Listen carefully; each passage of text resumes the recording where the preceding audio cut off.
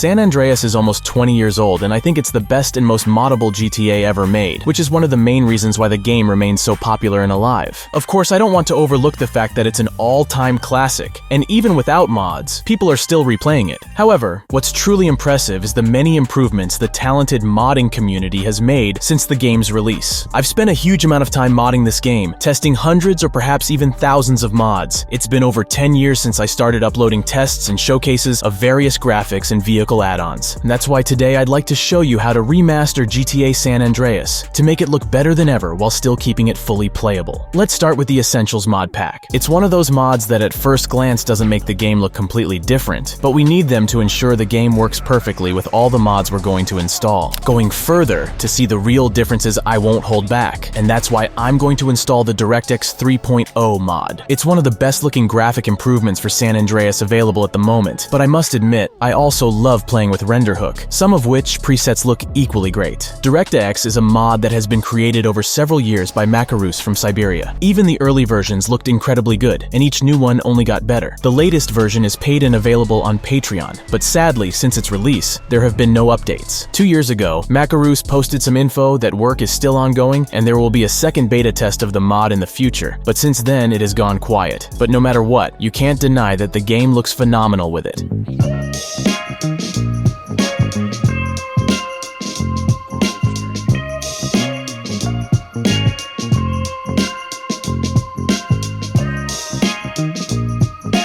The number of excellent mods is so huge that I didn't even know which ones I could show you in this video without it lasting an hour. But yeah, the next one is ROSA, a global retexture of San Andreas to high definition. It has also been in development for many years and is still ongoing, with its latest version called Evolved, created in part by Jessica Natalia. A huge advantage of this mod is that the textures used to create it are not random images. Its creators search for source images used in the original game development. Their quality is much better because Rockstar had to reduce their resolution to make the game compatible with the hardware available at that time. And remember, that was 20 years ago when the best looking games looked like this and like this.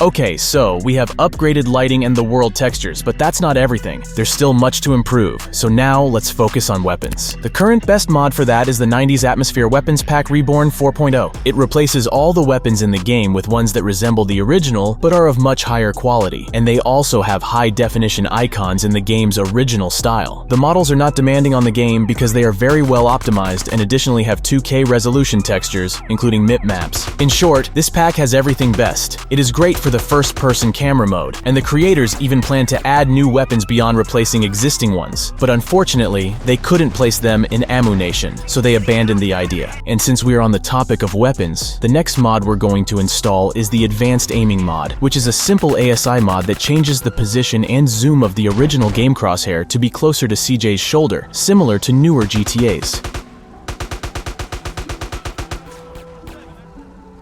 And another important note, I'm not going to install any sound mods in this video. Even though the weapons and vehicle sounds in San Andreas are quite outdated, they are one of those game elements that, in my opinion, should not be changed and should remain as they are. Now let's focus a bit on further improving the game's world. Although ROSA has already made the textures look much better, there are a few things I would change. Let's start with vegetation. My all-time favorite mod for this when I'm modding San Andreas is Behind Space of Realities. There are several different versions, but I most commonly use American Dream. I think there's no better mod for this, because these aren't just ordinary model conversions from other games. Most of the vegetation was made from scratch, and it looks really incredible.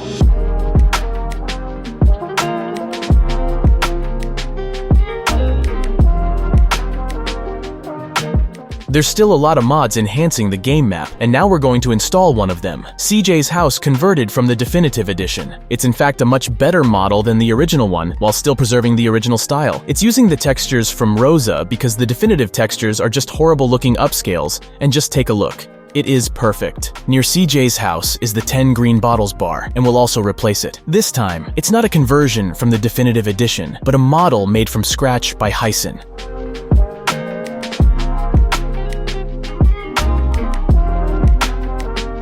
He also did a retexture of the Willowfield, which looks equally great, and I'll also use it for our remaster.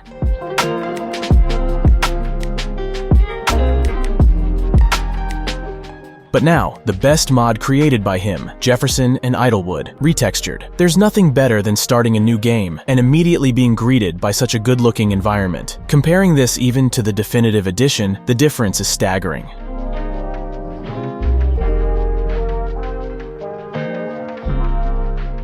The last mod improving map details will be the Prop Vehicles project, which, as the name suggests, replaces those abandoned vehicles with higher quality ones, because it turns out that the original ones were created during the development of GTA 3 and are really outdated.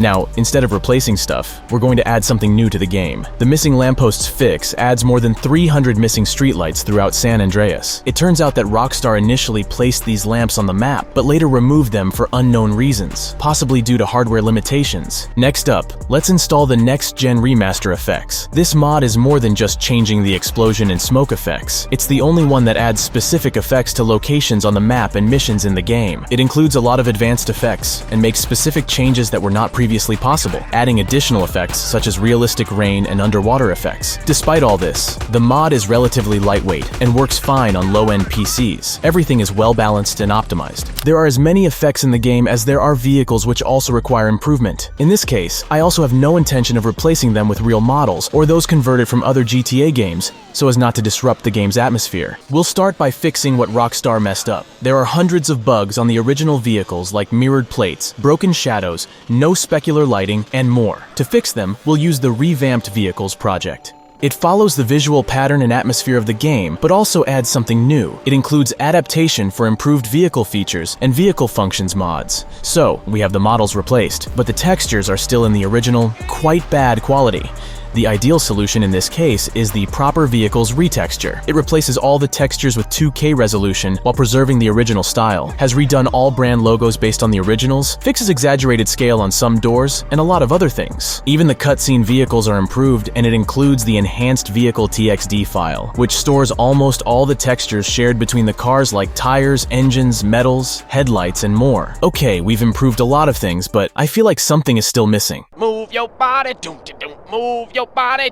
Ah, right, almost forgot about CJ. There's a mod called Insanity, which completely remasters his model, and all of the textures including the hairstyles. And it even adds clothes from the beta version of the game. And we won't stop at CJ. There's also a cutscene characters remastered mod we're going to install. Although it doesn't replace all the models in the game, it's better than nothing. So in total, we've got 14 skins replaced, including Big Smoke, Ryder, Sweet, Kendall, and more. And I think it looks way better than the definitive edition models, which I gotta say are kinda cartoonish. The remaster is almost complete. Now we just need the Atmosphere interface pack, which brings a complete high-definition version of the game's interface. It changes as much as possible, including the menu images, mouse, radar, icons, and more. It doesn't replace the load screens, which are still pretty bad quality, so we're going to install a separate mod for that, as well as for the fonts. Now things may get a little controversial. The final element of the remaster is adding a Ragdoll mod. The first thing many of you will think is that this mod completely doesn't fit the atmosphere of San Andreas, but it's actually the opposite. The original animations during collisions with the characters are terrible,